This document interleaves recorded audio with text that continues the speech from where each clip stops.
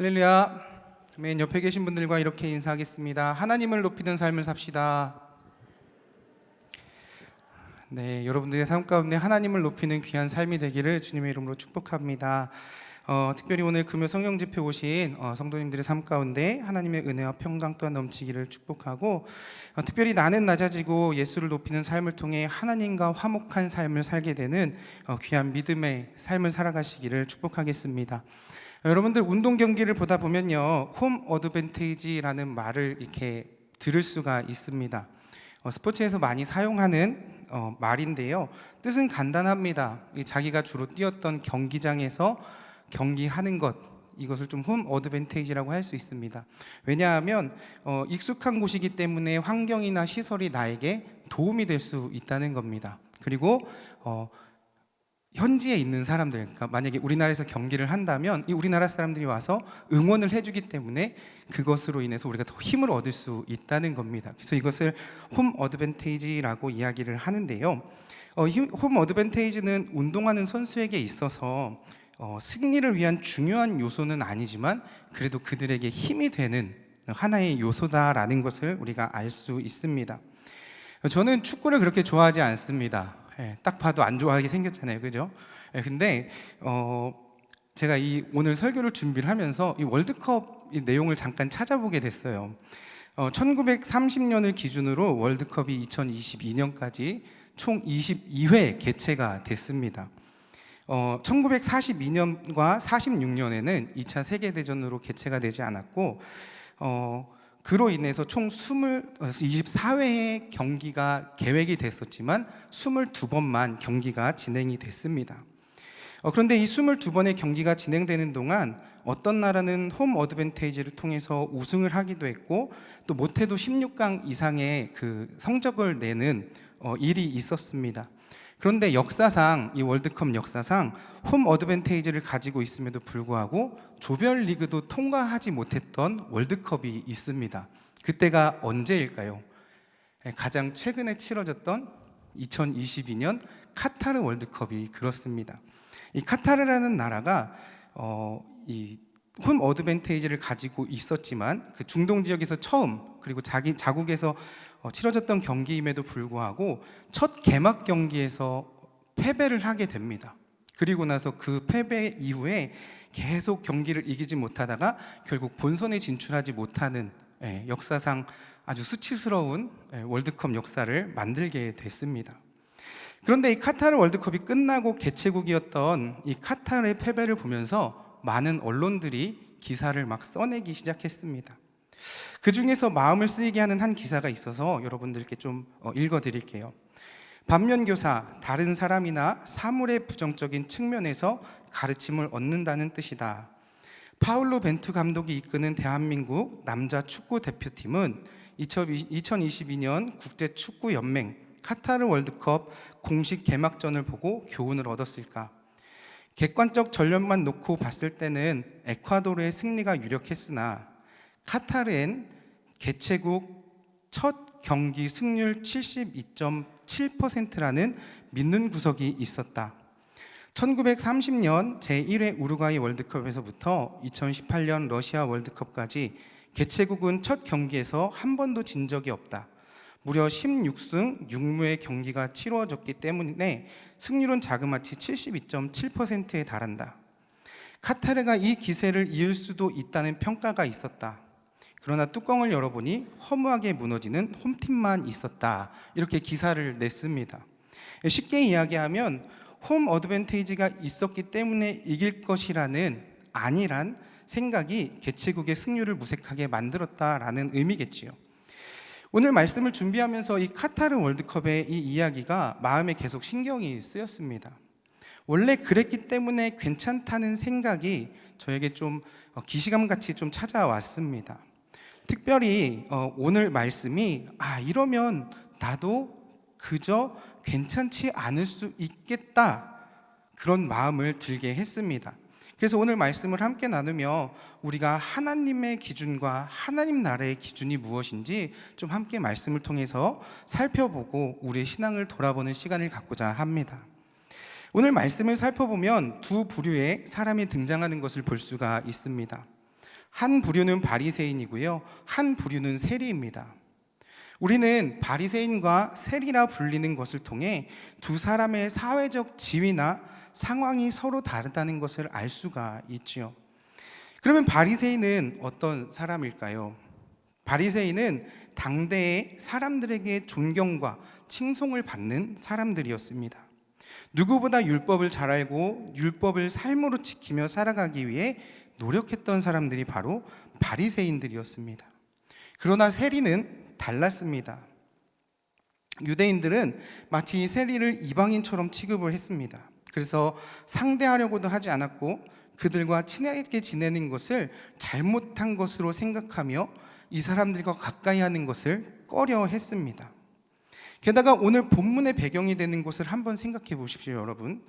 바리새인들뿐 아니라 유대인, 그곳에 있는 유대인 모두가 유대인 모두는 세리가 그 자리에 있는 것이 굉장히 불편했을 겁니다. 왜냐하면 오늘 본문의 배경이 되는 곳은 다름 아닌 성전입니다. 바리새인에게 있어서 성전은 마치 자신의 홈그라운드입니다. 오늘날 우리의 관점에서 보자면 춘천중앙교회 성도들은 춘천중앙교회가 홈그라운드라는 겁니다. 모든 교회가 다 주님의 몸된 교회입니다. 그렇죠, 여러분? 그런데 우리가 이 옆에 있는 다른 교회만 가도 불편합니다. 불안합니다. 그런데 춘천중앙교회에 있으면 마음이 편합니다. 그렇다는 거죠. 굳이 어떤 시설이 어디 있는지 묻고 찾지 않아도 우리가 익숙하게 다닐 수 있습니다. 마치 바리새인에게 있어서 성전은 우리 교회와 같은 곳이었습니다. 이는 곧 성전에서 그의 모습은 세상 어디에서도 볼 수 없는 당당한 모습을 보여주게 된다는 거죠. 그러나 세리의 모습은 정반대였습니다. 그들은 성전에 들어가면서도 죄인된 마음으로 성전에 들어갈 수밖에 없었던 사람들이죠. 더욱이 성전에 바로 서서 기도도 하지 못할 만큼 초라한 모습을 가진 사람들이 바로 이 세리들이었습니다. 성전 안에서 가장 주눅들 수밖에 없는 사람이 바로 세리였던 거죠. 왜냐하면 바리새인은 성전을 유지할 수 있는 수많은 일들, 곧 헌금과 예배와 전도와 봉사를 했겠지만 이 세리는 로마를 위해 세금을 걷는 사람들이었다는 거예요. 그러니 이러한 모습을 통해 볼 때 사람들에게 바리새인과 세리의 모습, 그 두 모습이 어떻게 비춰졌으며 그 둘을 어떻게 했겠느냐라는 겁니다. 누구에게 칭찬을 보내며 누구에게 멸시와 조롱을 했겠습니까? 당연히 바리새인에게는 칭찬과 칭송을 주었지만 세리는 멸시와 조롱을 했다는 겁니다. 그런데 이 두 부류의 사람이 성전에 같이 있었다라는 겁니다. 누군가에게는 편안한 장소이지만 누군가에게는 불편하기 짝이 없는 장소, 그런 두 부류의 사람이 성전에서 기도를 합니다. 그런데 여러분, 우리가 이 오늘 본문을 보면요, 이 두 사람의 기도가 사뭇 다른 것을 보게 됩니다. 두 사람이 드렸던 기도의 의도가 서로 다른 것을 보게 되는 거죠. 한번 살펴보겠습니다. 우리 11절과 12절을 함께 읽겠습니다. 같이 읽습니다. 시작. 바리새인은 서서 따로 기도하여 이르되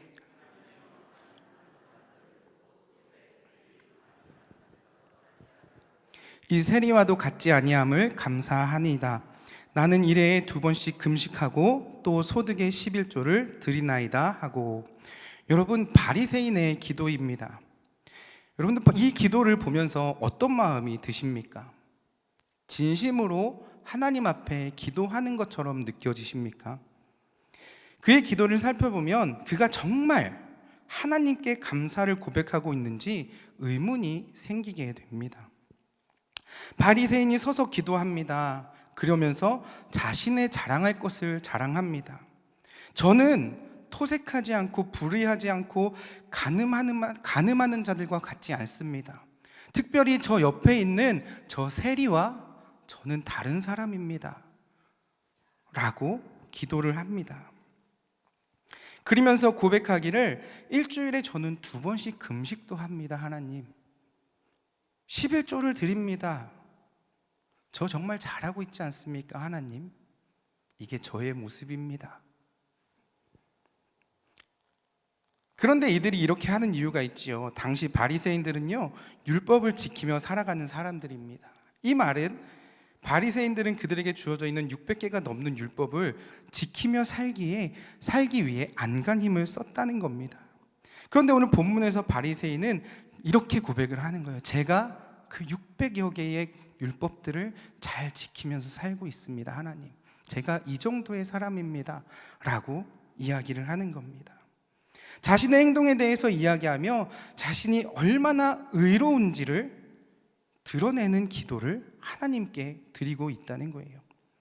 이 더욱이 11절 말씀에서 따로라는 단어를 통해 성서학자들은 바리새인들의 행동을 추측합니다. 이 따로라는 이 단어의 의미를 자기 스스로를 향하여라는 의미로 생각을 하게 된다는 겁니다. 그렇게 해석을 해야 한다는 겁니다. 이런 의미로 바리새인의 기도를 해석하면요, 바리새인은 사람들과 떨어져서 자기 자신의 자랑거리만 늘어놓으며 하나님께 거만하게 기도했다라고 말할 수 있는 겁니다. 그래서 혹자든 이 기도를 하나님께 드린 기도가 아니라 자기 자신을 자랑하기 위한 표현이다라고 말하기도 한다는 겁니다. 그러나 세리의 기도는 달랐습니다. 우리 13절을 같이 읽겠습니다. 함께 읽습니다. 시작. 세리는 멀리 서서 감히 눈을 들어 하늘을 쳐다보지도 못하고 다만 가슴을 치며 이르되 하나님이여 불쌍히 여기소서 나는 죄인이로소이다 하였느니라. 바리새인의 모습과 대조적으로 이 세리는 감히 하나님을 향하여 쳐다보지도 못했다라고 합니다. 그리고 하나님께 기도하기를 나를 불쌍히 여기소서 나는 죄인입니다 라는 고백을 하게 되죠. 세리의 한마디 이 기도가 그의 마음과 생각을 대변해주고 있는 것을 우리가 볼 수 있다는 겁니다. 더욱이 바리새인과 세리의 기도는 상당히 대조적입니다. 바리새인은 자기의 힘으로 하나님을 기쁘시게 할 수 있다 생각하지만 세리의 기도에는 나의 힘으로는 아무것도 할 수 없습니다, 하나님. 이것이 그의 고백인 겁니다. 그래서 본문의 내용을 보면 세리의 마음을 우리가 알 수 있습니다. 얼마나 통회하는 마음으로 하나님 앞에 섰는지, 자신의 공로는 아무것도 없고 오직 하나님의 판단만이 나를 구원할 수 있다는 것을 고백하고 있는 것이죠. 그러면서 자신의 죄를 스스로 속량할 수 없으니 하나님이 나를 대신하여 죄에 대해 하나님의 처분을 내가 기다리겠습니다. 하나님께서 결정하여 주시옵소서. 이것이 그의 기도가 되는 겁니다. 예수님은 이 모습을 보시면서 14절에 이렇게 말씀을 합니다. 14절입니다. 내가 너희에게 이르노니 이에 저 바리새인이 아니고 이 사람이 의롭다 하심을 받고 그의 집으로 내려갔느니라. 무릇 자기를 높이는 자는 낮아지고 자기를 낮추는 자는 높아지리라 하시니라. 아멘. 예수님의 선언이 많은 충격을 줍니다. 주변에 이 비유를 듣던 사람들은 망치로 머리를 한 대 얻어맞은 것 같은 느낌이었을 겁니다. 왜냐하면 예수님의 선언에는 바리새인보다 이 세리의 모습이 오히려 더 의로운 행동이다 라고 이야기를 하고 있기 때문입니다.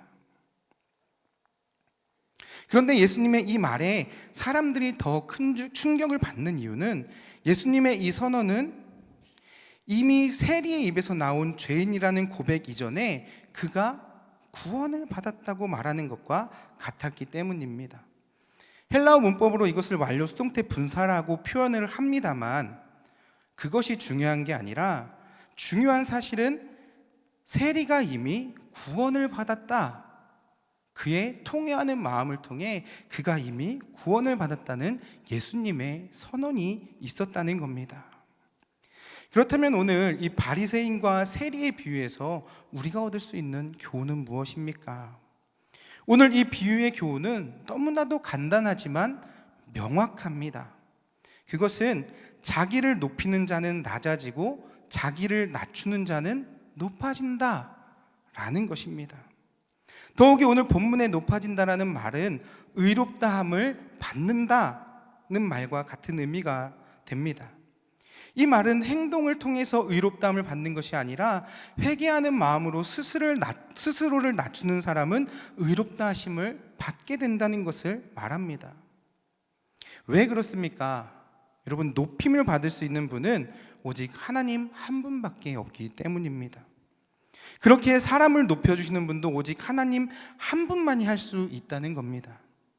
사람은 스스로 높일 수 없는 존재라는 것을 알아야 하는 겁니다.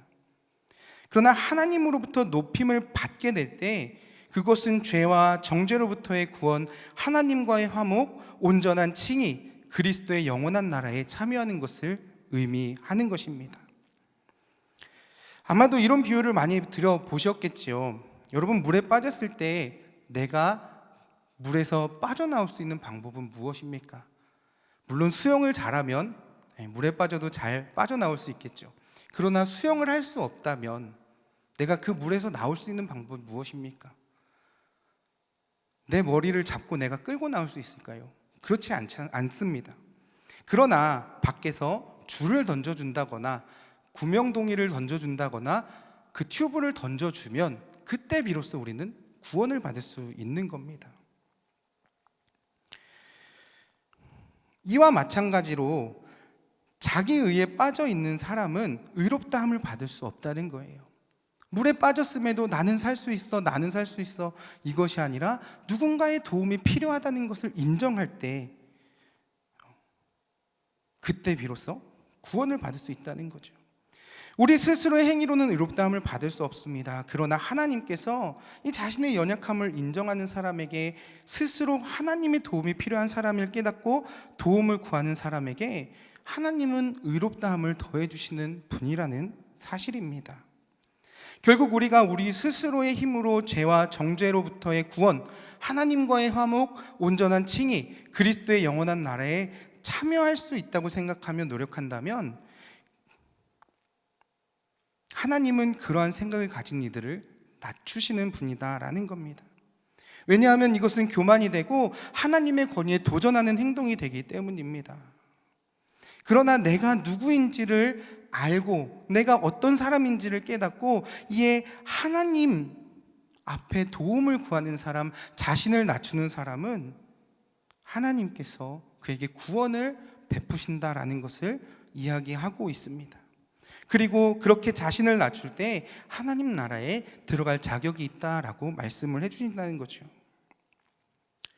그러므로 이 땅을 살아가며 믿음을 지키는 춘천중앙교회 성도 여러분, 우리가 오늘의 비유를 통해 바리새인과 같이 보여지는 믿음이 아닌 세리와 같이 하나님의 은혜 없이는 살아갈 수 없는 존재임을 깨닫는 우리가 되기를 축복합니다. 나는 예배 드리기 때문에, 주일 지키기 때문에, 헌금과 봉사 잘하기 때문에 나는 의로운 사람이야, 나는 구원받은 사람이야,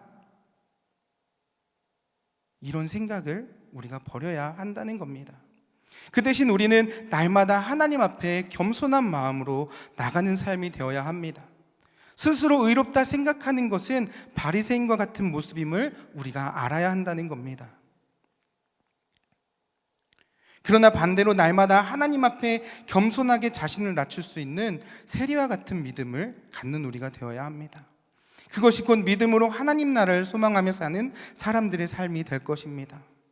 이 믿음으로 나는 낮추고 주님은 높이는 귀한 삶을, 믿음의 삶을 살아가는 저와 여러분들 되시기를 주님의 이름으로 축복합니다.